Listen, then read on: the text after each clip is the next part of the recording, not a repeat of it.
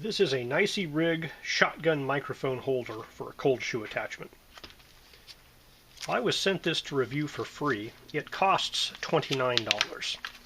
They haven't paid me for my review, and so my opinions remain my own.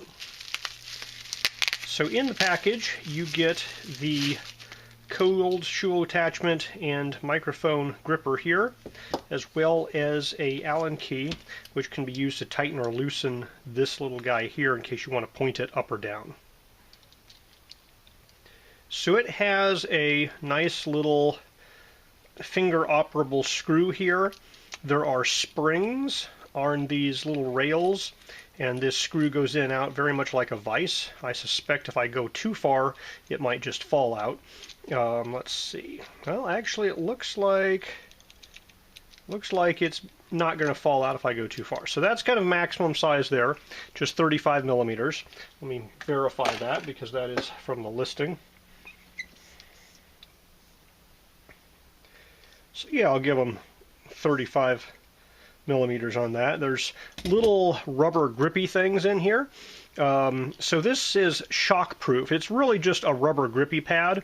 It doesn't have like a full flexible rubber arm that's holding your microphone. It's going to lock your microphone onto your camera pretty well. A little bit of isolation with the rubber on these grippy pads, but if your camera is being vibrated, your microphone's also going to be vibrated a little bit.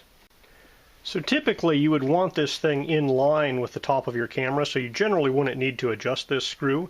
But if it were, for example, to be mounted on a tripod and you wanted to point it slightly up or down or something different, you do have this included Allen wrench where you can adjust that, set it to a particular angle, and then tighten it back down again. And so it would hold that particular different angle. This unit here weighs in at 71 grams. That's 2.5 ounces. Cold shoe attachment has a 1/4x20 threaded inset there, so you could mount it on top of a tripod or some other attachment thing there, or slide it into a cold or hot shoe mount on a camera. Now this is nice and tight there. I don't want to push it in too hard and too far, but it took a little bit of pushing to push in there. Lock this guy down, it's not going anywhere. And that just sits on top of your camera, clamping your microphone. Now they say minimum size is 18 millimeters. I'm measuring here about 15-16 with it fully down, and the rubber gives a little bit, so I think 18 millimeters is about right. So your microphone should be a diameter of at least 18 millimeters to be securely clamped in here, and then it can go up to 35. So this is a nice operation here, a little vise clampy operation. It's a nice mechanism. The only complaint I have is that this cold shoe here goes in quite tightly to my camera's hot shoe adapter there, so this metal might be just a tiny bit thicker than it needs to be. I mean, it definitely makes a good connection. I just don't like how tight it was the first time I pushed it in there. It seems to be a little better the second time through.